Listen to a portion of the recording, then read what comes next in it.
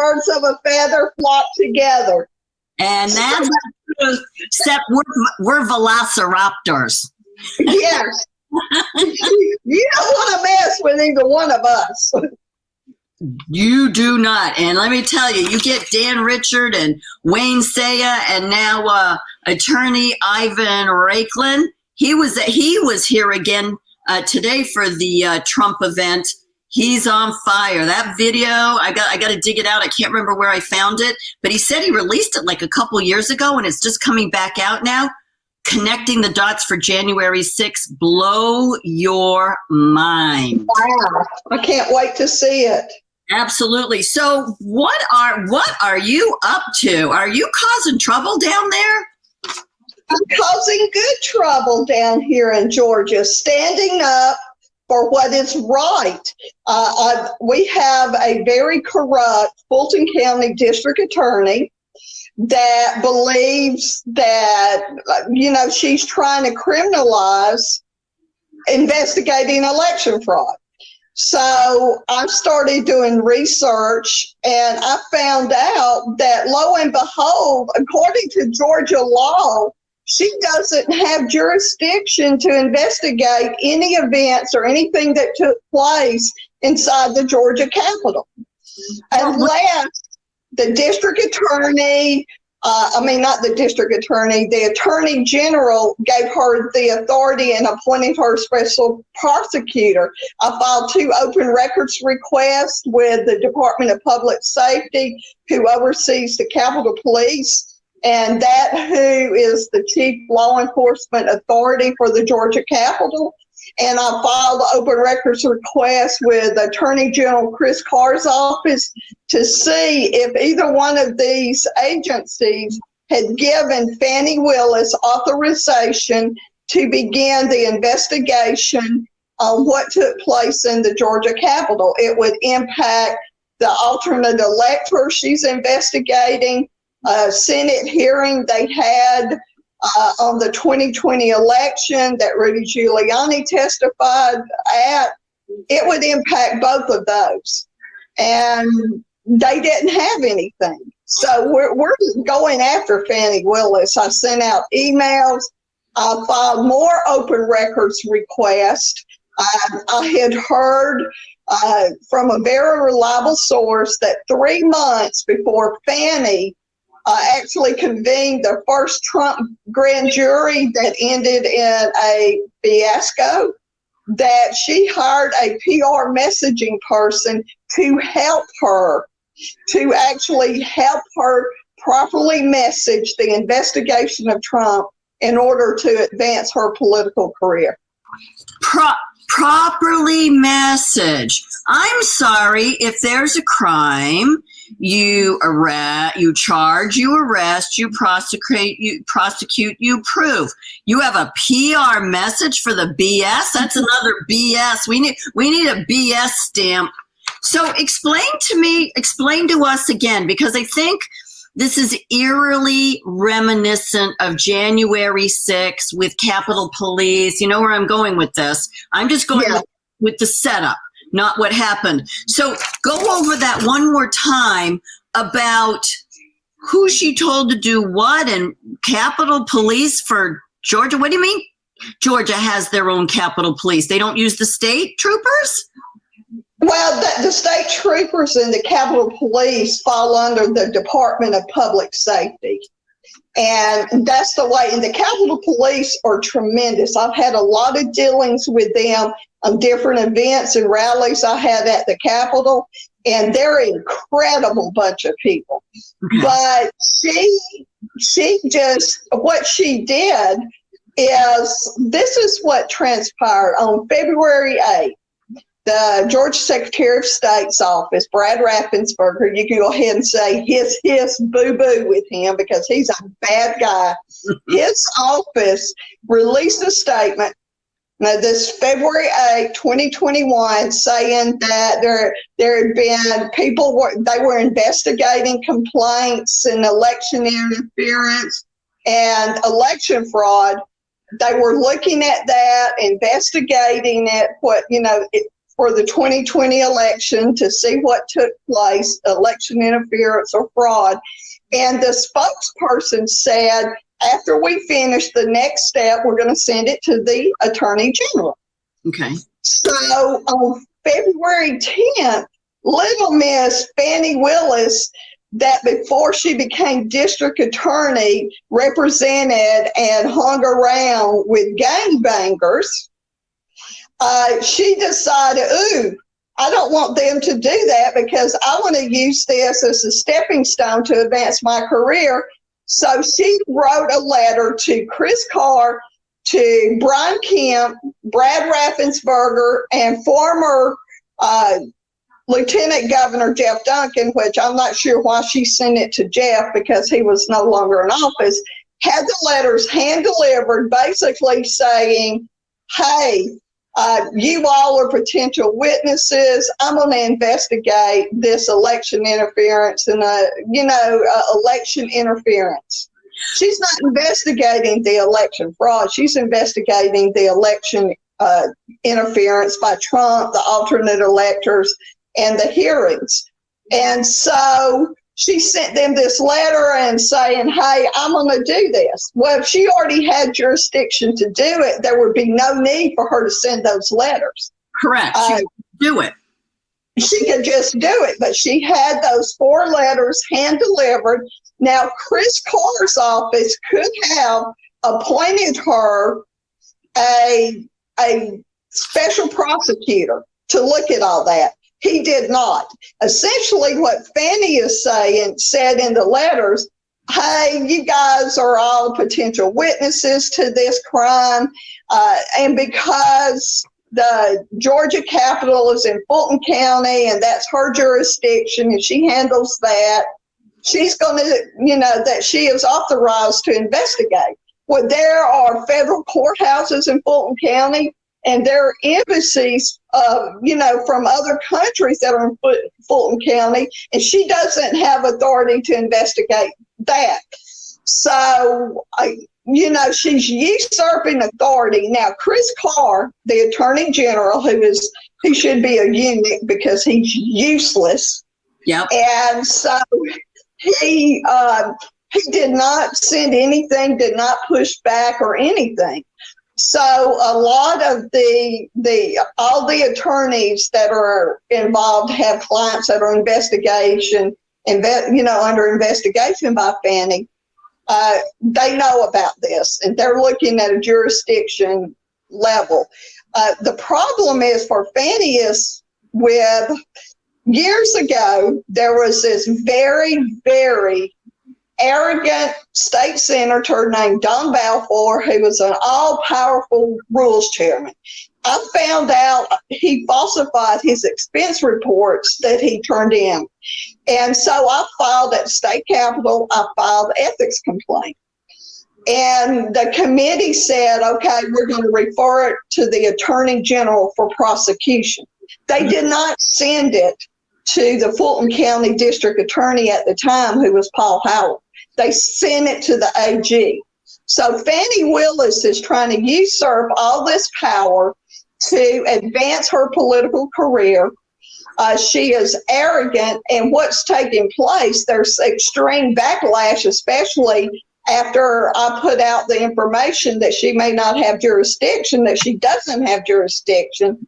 People started filing, grassroots started filing bar complaints against her with the Georgia bar.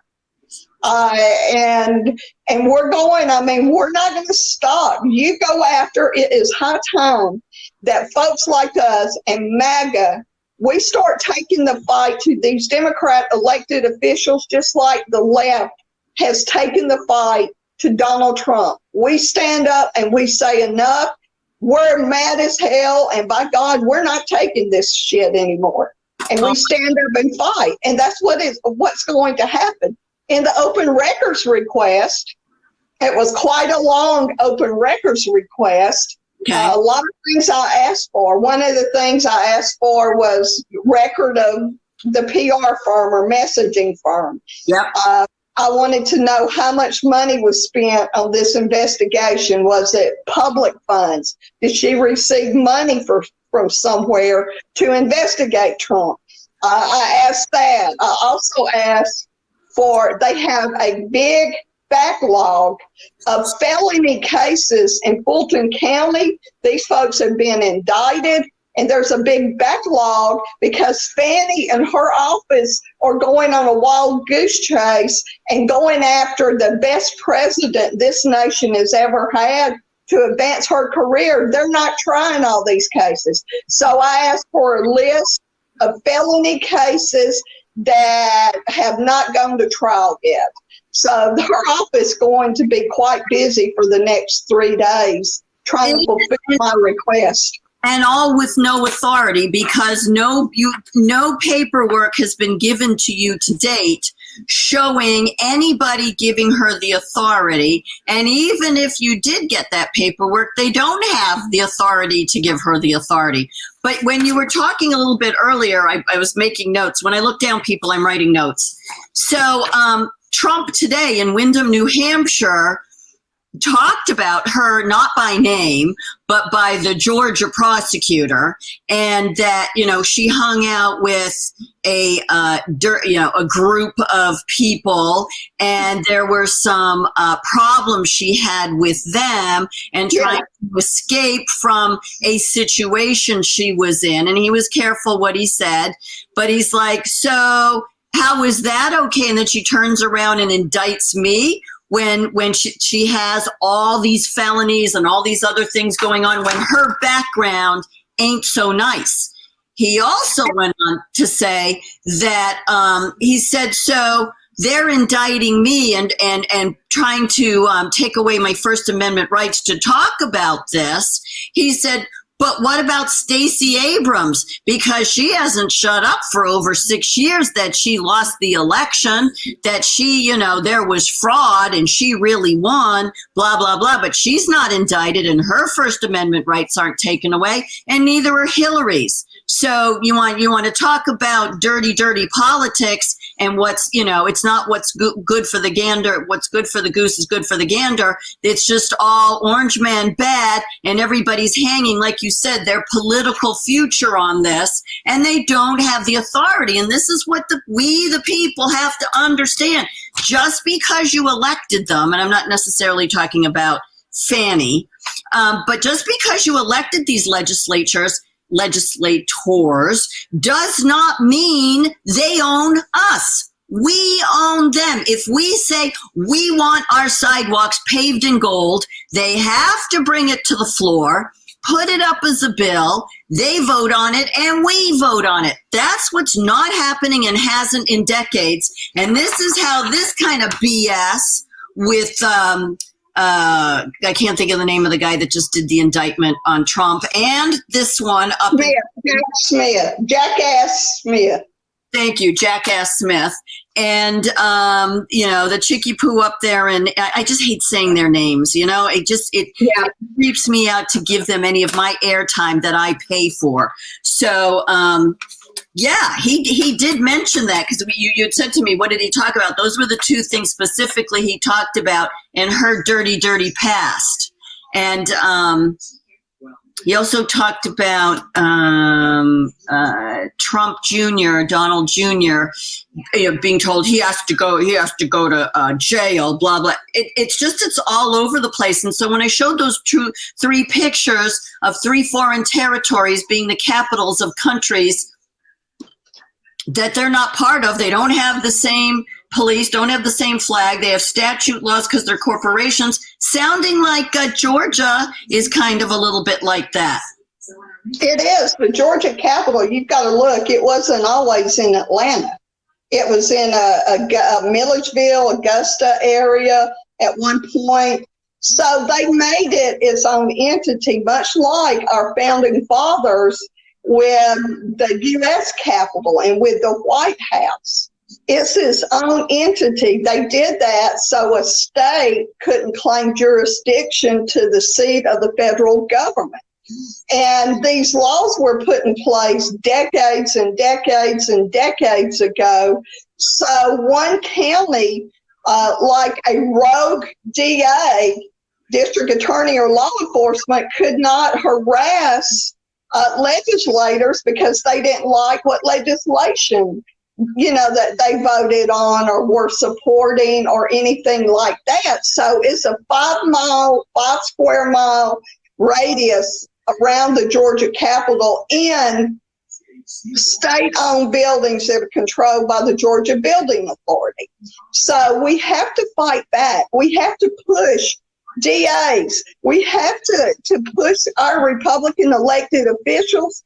You either go after Democrats the way they're going after Trump, or we're going to get rid of you when you're up for re-election. And they've got to have backbones. I step to the plate because I'm not afraid of Fannie Willis. Okay? And a lot of people, I don't want her looking into me and stuff like that. So I'm the one that stepped to the plate and did this because you have Chris Carr who refused to stand up and say, oh, no, he just ignored it and say, oh, he should have stood up and say, you don't have jurisdiction to do that. But he didn't. And Chris Carr just announced a few days ago, I'm going to run for governor in 2026. He couldn't get elected dog catcher now. Well, Much less run for governor. Is he kidding me? But they all have delusions of grandeur. They all think they're that and a slice of cheese and, let's run around and say this and say that and promise this and promise that and re-expose a problem that they expose every 2 to 4 years and put fake solutions. Don't even put solutions out. I'm going to fix the problem. I'm going to do this. And they never do. They just reinvent the problem again 2 or 4 years later, and everybody falls for it hook, line, and sinker. And it's time for term limits, and that's across the board. And it's time for these rats and traitors and scumbuckets to be charged, arrested, and prosecuted. And you know what, people? Men, grow a set, and women, get a spine, because right now I got more balls and you got more balls than most of the men out there, and it's a very sad situation where we are. And they're sitting there, but I like this person, I like that person, I'd have a beer with him. Well, guess what? I don't want you freaking deciding for me or voting for me that any of these assholes get back in again, because you know what? Your decisions, people, have ruined our lives. It hasn't just ruined your lives, it's ruined everybody's. And when they say, we have to do it for the future, no, we got to do it for right now because you're punishing us. And I'm not putting up with it, and neither are you. No, I'm not. I'm through voting for the lesser of the evil. For years, the establishment rhinos have manipulated us. They go after our candidates in the primary. They spend all the money that they're getting from all these Wall Street donors to attack our candidates. They treat us like crap. And then all of a sudden, when it comes time for the general election, but you must vote for the lesser of the evils or a Democrat will get elected. Well, so what? When you vote for the lesser of the evils, you're still voting for evil, and nothing will ever change until we rise up and we say enough. And I'm telling you now, if Donald Trump, if they steal the nomination from him, I'm hearing they're going to try some shenanigans at the National Convention. If the Republican Party steals the nomination from Trump, Republican Party's over. It's finished, because you'll have 20 to 25% of the base that will sit the general election out. And it's time we stand up. Great change many times doesn't take place without sacrifice. And we need to stand up and say, enough voting for the lesser of the evil. We're only voting for America First candidates. We're not going to vote for globalism anymore. Exactly. Trump also said today, he was like, Sanctimonious needs to go back to Florida and finish his job. Go back and finish what you signed up for. Go back and finish what you promised the Floridians. You sat there and made them change a law so you could run for president.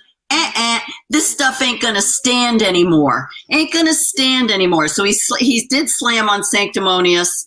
He didn't go on anybody else. He did ask the audience if, he said, oh, I want to do a poll. Do you want me to go to the debate? And it was like, and actually they're showing that on all the news, the Wyndham, and everybody's like, no, no, no. And he goes, I know a lot of people say yes because, they want to see me. And we're all like, no, don't show up with that scum because that's all they're going to do is, fling poop around, and you don't need to be part of that. We know what you're about. So that was interesting. Talk to me about initially what your answer was. They said they had no documents. Right. So it's kind of weird because I filed 91As and right to knows just about a year ago here in my town for the fourth or fifth time. And miraculously, 2 weeks ago, the email showed up with all the evidence. Well, two of the documents were the ones I served them with, notice of trespass, notice of liability, and then the third, which was about the machines being extremely dangerous, especially if you have a defibrillator, cochlear implant, pacemaker, any metal objects within your body, because they freely acknowledged. And actually, LHS just put out an article that they were pirating and stealing other parts from other Dominion machines to keep ours running, and they no longer could maintain the machines, so we had to get new ones. So that all came out, so I served them with that. Well, 2 weeks ago, I get the email of the 91A, and I'm reading through. Two of them are mine, and then one piece is like 15 pages of emails between the moderator and the selectmen of the town and the town administrator.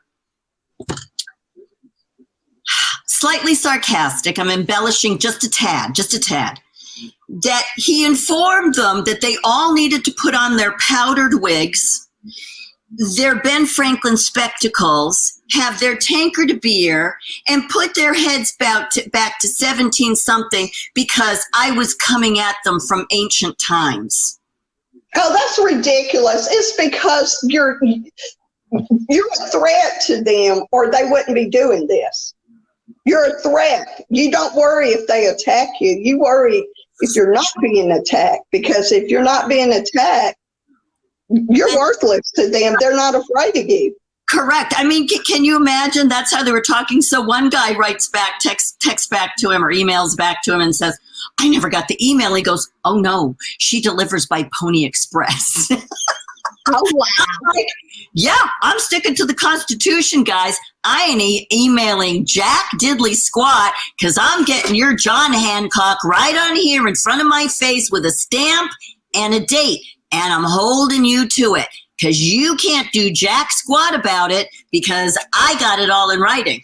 So they're going back and forth with this BS. And I just sat there going, oh my God. And then I find an email where he says, as moderator, any conversations you have with the public must be fully approved by me.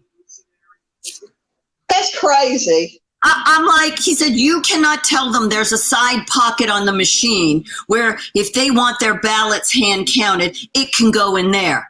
The hell I can't, because I was in court with the AG and the Secretary of State and Daniel Richard and their 15 billion lawyers who can't hold a candle to him. Said, oh yes, we will accommodate anybody that does not want their ballot hand counted, and you can just put it in the side pocket. So the people that came up to me and said, I want my ballot hand counted, I said, there's the side pocket, it's right there.